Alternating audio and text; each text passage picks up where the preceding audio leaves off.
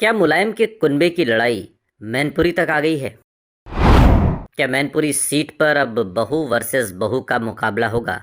क्या बीजेपी के टिकट पर मैनपुरी से अपर्णा यादव चुनाव मैदान में ताल ठोंकती हुई नजर आएंगी?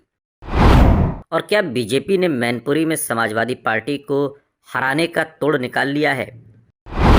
क्या मैनपुरी लोकसभा सीट पर यादव परिवार में ही मुकाबला होगा? एक बहू डिंपल और दूसरी अपर्णा यादव क्या वाकई आमने सामने होंगी?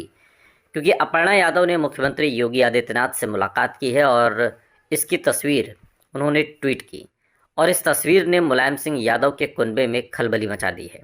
अपर्णा यादव का सीएम योगी आदित्यनाथ के साथ बैठना बड़ी बात नहीं है।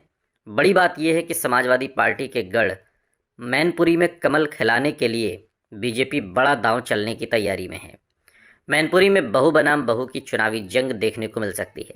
सूत्रों की माने तो बीजेपी मुलायम सिंह यादव की छोटी बहू अपर्णा यादव को मैनपुरी से चुनावी मैदान में उतार सकती है। एक और बड़ी बात यह है कि अपर्णा यादव भी मैनपुरी से चुनावी मैदान में उतरने के लिए तैयार हैं और वो बीजेपी नेताओं से मुलाकात भी कर रही हैं। अपर्णा यादव ने हाल ही में सीएम योगी से लेकर सुनील बंसल और केशव प्रसाद मौर्य से भी मुलाकात की तस्वीरें शेयर की। आपको बता दें कि हाल ही में हुए राज्यसभा चुनावों के दौरान चर्चा थी कि अपर्णा यादव को बीजेपी राज्यसभा भेज सकती है, लेकिन ऐसा नहीं हुआ। अपर्णा यादव ने यूपी विधानसभा चुनाव 2022 से पहले समाजवादी पार्टी के मुखिया और रिश्ते में जेठ अखिलेश यादव से बगावत करके बीजेपी का दामन थामा था। हालांकि इसके बाद उन्हें बीजेपी में कोई बड़ी जिम्मेदारी नहीं दी गई। विधानसभा में किसी भी सीट पर प्रत्याशी बनाए जाने का अनुमान धरा का धरा रह गया और चुनाव नहीं लड़ाया गया। अब एक बार फिर से अपर्णा यादव मैनपुरी लोकसभा सीट से चुनाव लड़ने को लेकर ज़बरदस्त चर्चा में आई हैं। हालांकि कुछ दिन पहले खबर ये भी आई थी कि अपर्णा यादव बीजेपी छोड़ सकती हैं। इस वक्त बीजेपी यूपी में 80 की 80 सीटें जीतने के लिए पूरी ताकत झोंक रही है और यही वजह है कि बीजेपी चुन चुन कर लोकसभा सीटों पर उम्मीदवारों की घोषणा कर रही है। चुनावों की तारीखों का ऐलान हो चुका है। यूपी की 80 सीटों पर 7 चरणों में वोटिंग होगी, लेकिन अखिलेश भी दम भर रहे हैं कि वो भी यूपी में इस बार बीजेपी का रथ रोकेंगे और 80 की 80 लोकसभा सीटें जीतेंगे। यूपी में समाजवादी पार्टी ने अपनी 5वीं लिस्ट जारी कर दी है और अब तक समाजवादी पार्टी 43 उम्मीदवारों के नाम का ऐलान कर चुकी है।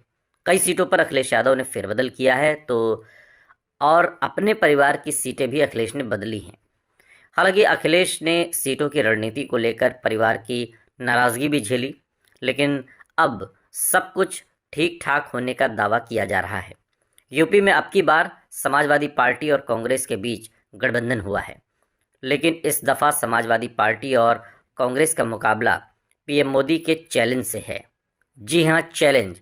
बीजेपी को 370 पार और एनडीए को 400 पार। लेकिन क्या वाकई प्रधानमंत्री मोदी का ये नारा, ये सपना पूरा होगा?